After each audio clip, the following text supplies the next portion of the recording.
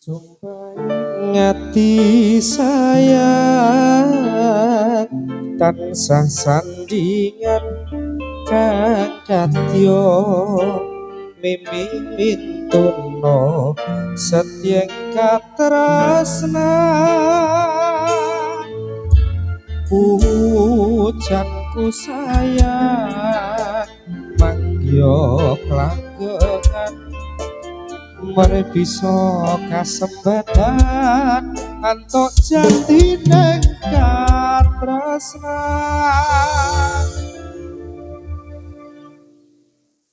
sineksen bulan kekencar ratri gurit jagat bareng kelawan si reki nata bunga kerenggo tresno nyanjing sliramu kena manis sesotyaku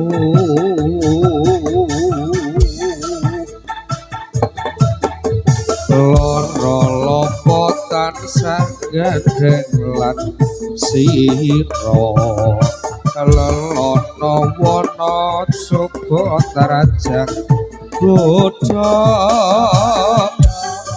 aku gemi janji suci kang wis tinali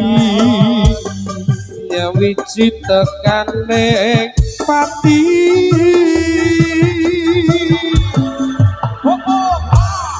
sumpah hati sayang tansah sandingan kang kadya mimimin tuno setyeng katresnan pujanku sayang manggih langgengan mere bisa kasembatan kantuk jatine kasetyan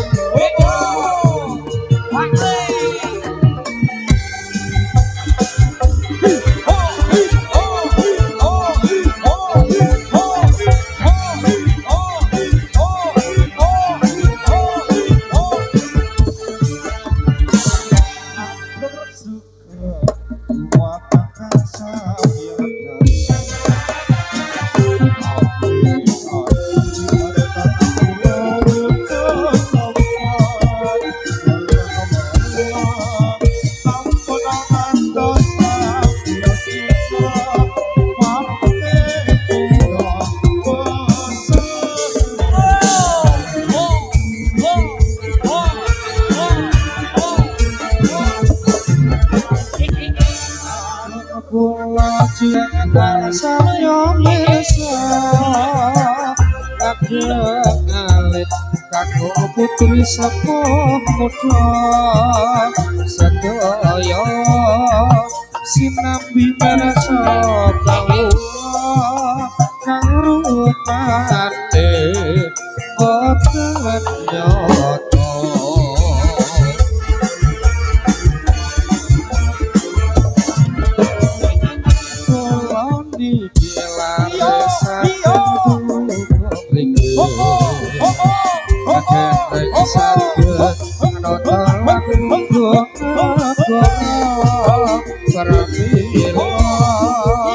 sakit temong mas apa mupados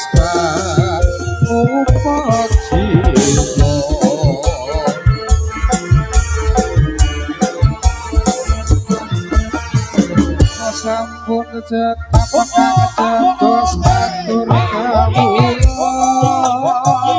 mugi samya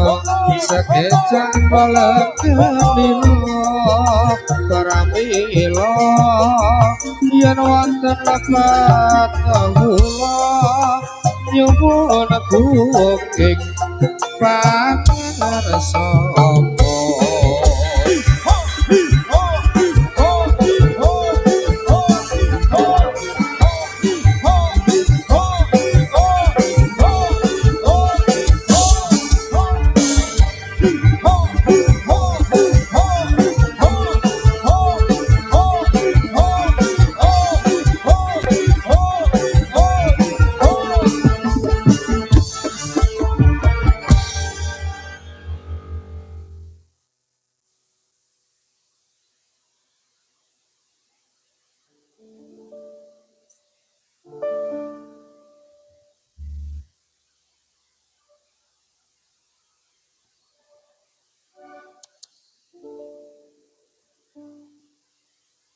Ora nyono ora ngira kowe medhot tali ning asmara tresnaku kang tulus suci Rama Jaga malah mok plenjani apa pancen wis nasibku kudu pisahan karo sliramu senadyan abot jroning ati nanging aku ora bisa muncati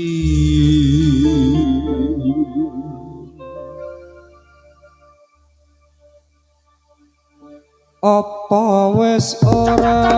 kalimat sumpah janji ngomong aku sinten sen lintang rembulan jarine tresna ngomong kanggo aku wis nganti teluk ketiga nanging sliramu ora kirim warta bareng saiki wis teko kowe malah yen priya liya ora nyono ora kira kowe medhot taline asmara tresnaku kang tulus suci Rama Jaga malah mok plenjani apa pancen wis nasibku kudu pisahan karo sliramu senadyan abot jroning ati nanging aku ora bisa muncati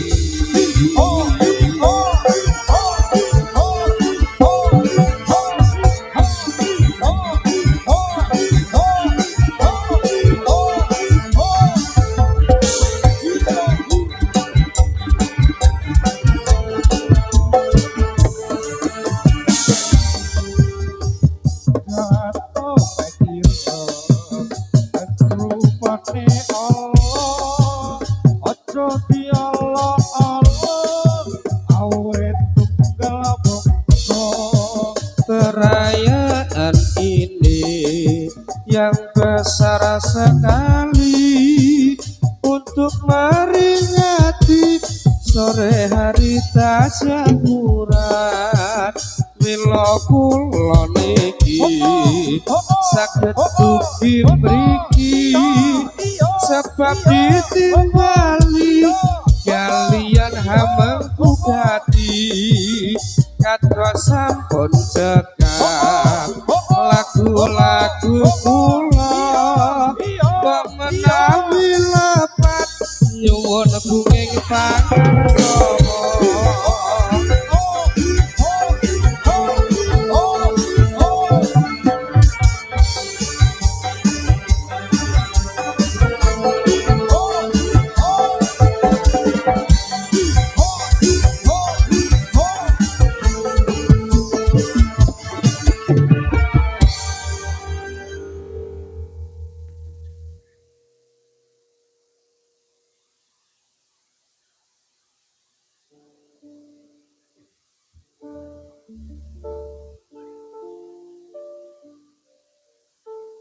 Sahadat loro dan gambar Raden Janaka salat kang kuat dan gambar Werkudara kang bisa ngrampungi perkara cacah agama nalika lagi perang tempur Bratayuda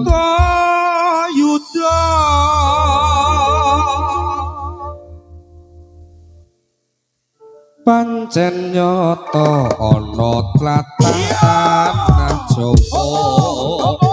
agama Islam iku pancen luwih utama kawituni sing nyebar para wali songo kang duwe gelar Raden Syahid Sunan Kalijaga anggone nyebar lewat seni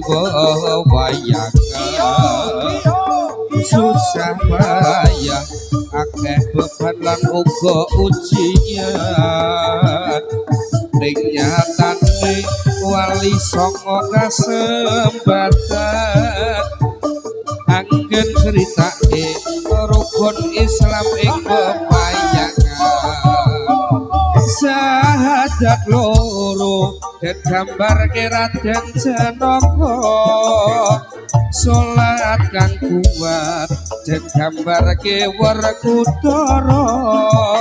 kang bisa ngrampungi perkara cacah agama nalika lagi perang tempur Bratayuda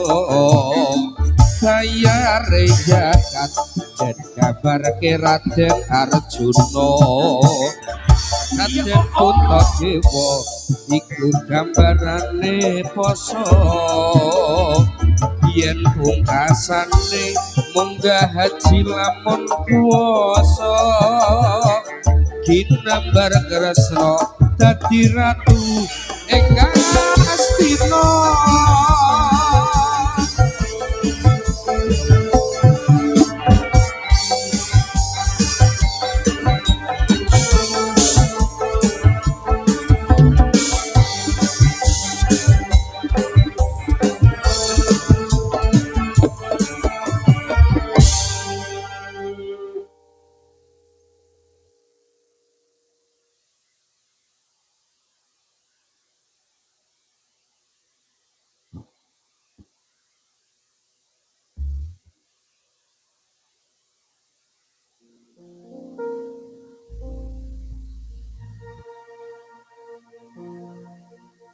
ngambar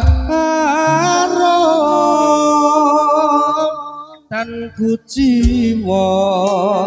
katon memandise sekar mekar lan melatiri nonce katon binalo takkan tianeng jagat katresna tiada yang lebih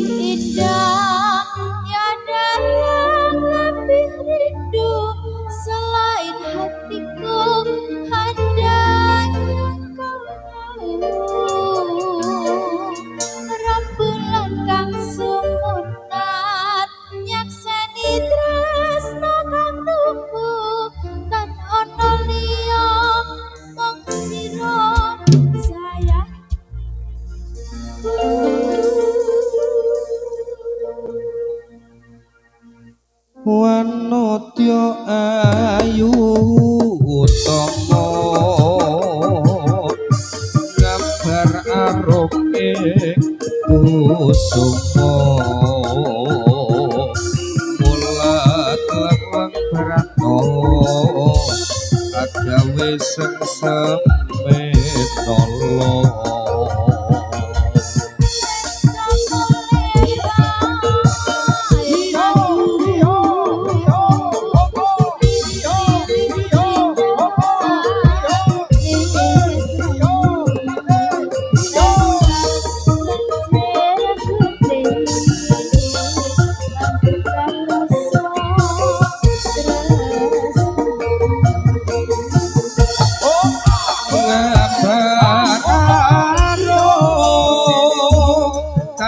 jiwa katon melamati sekar bakar lan melati rinonce katon kita lo kakanti antek jagat katresna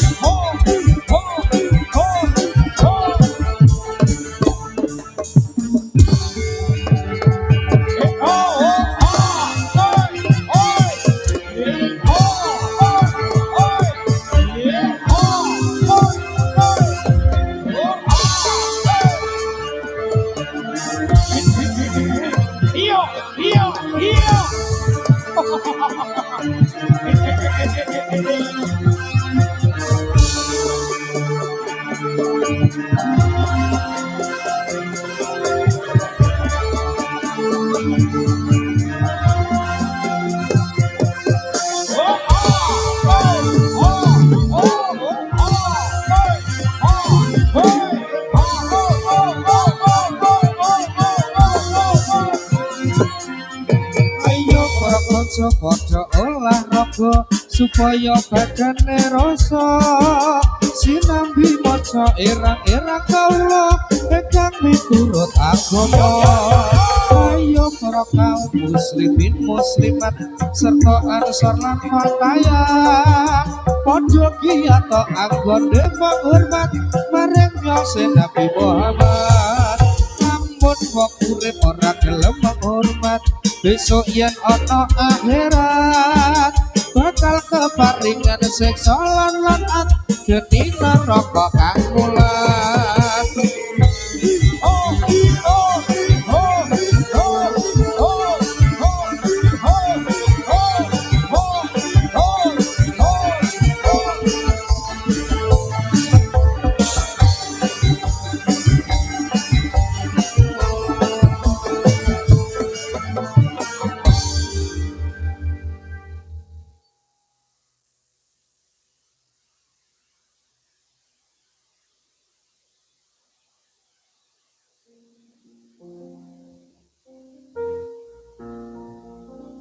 iki seni datang nganggo kumpulan jenengane kasenian gayaan senadyan Allah kena kanggo hiburan kena dadi golek seduluran oleh aleyo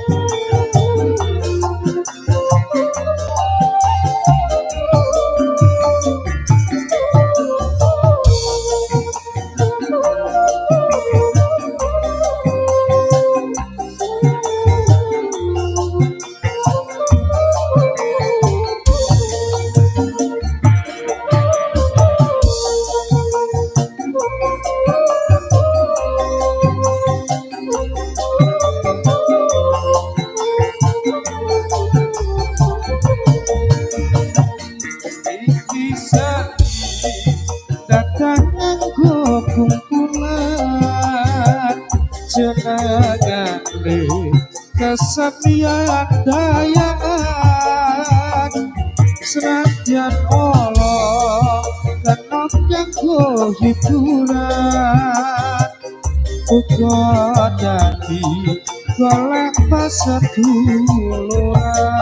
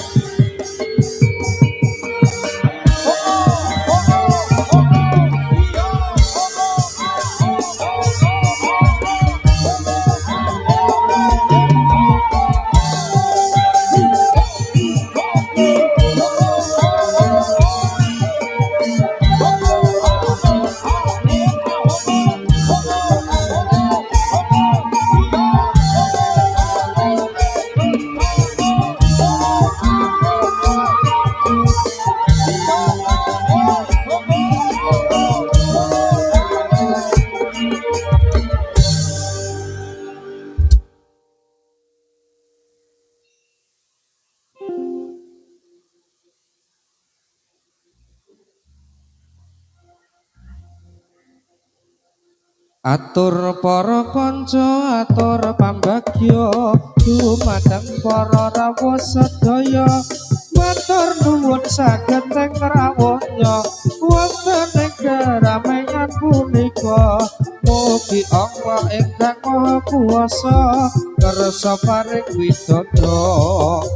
atur para putra atur pambagya nyuwun ing bapak ibu sedaya bondo bau pikiran lan tenaga serta bantu kalawan jiwa raga Gusti Allah ingkang Maha Kuwasa kersa paring nugraha kita nyuwun dumateng pangeran saged ana tepi kewajiban ingkang kasebat ing dalem Al-Qur'an Nabi Muhammad kang kados utusan ingkang kautus dening pangeran atur para putra atur pambagya dumateng para rawuh sedaya matur nuwun saged ing rawuhnya wonten ing keramaian punika Gusti Allah ingkang Maha Kuwasa kersa paring nugraha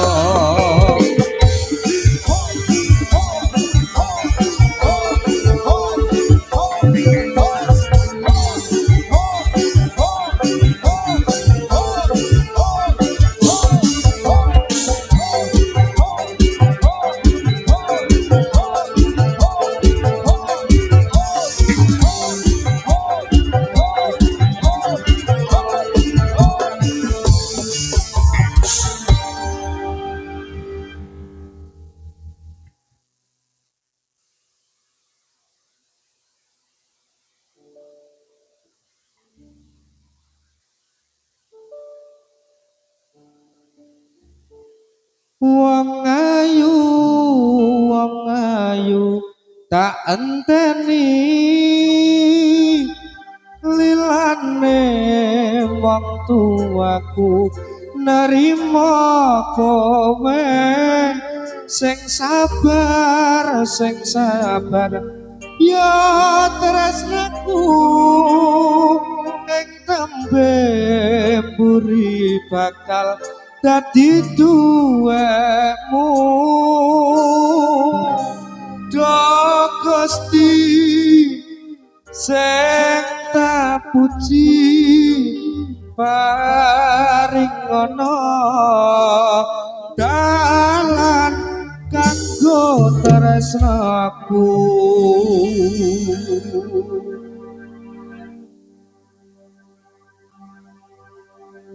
abote wong nandang tresno tak belani nganti tekan pati tresnaku mung kanggo sira kusuma ayu sing perati awan bengi ora bisa lali tansah eling sepuh nganti kapan aku ra ngerti iso nyanding sliramu abote dadi wong sudara tresna tulus ora dipercaya wong tuwa umbar sujana tansah ngira aku wong durjana pancen dalan sing tak limati galor kidul pok jengkol paribasan turu klesetan uripku tansah cedak pacoban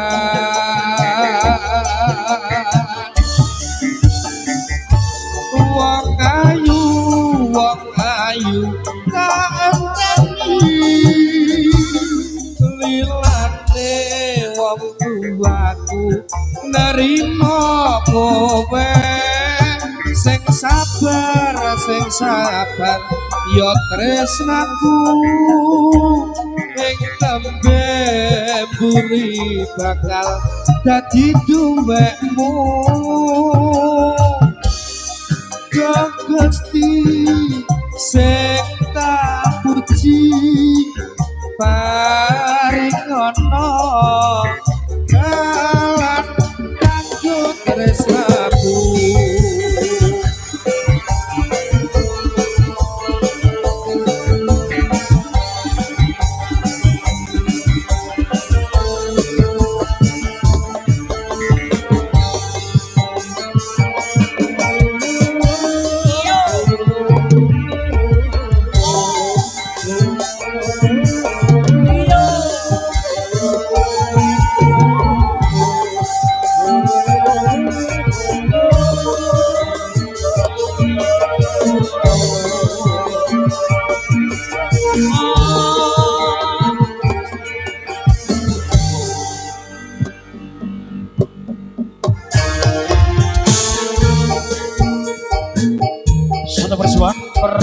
bersama sajian topeng kiranya dari kota-kota New BTS Bakso Ronggo Sino di bersama di sore hari buat mereka masyarakat Jedes, Ketaki, Sulu dan sekitarnya di ucapan selamat sore selamat datang jumpa bersama New BTS.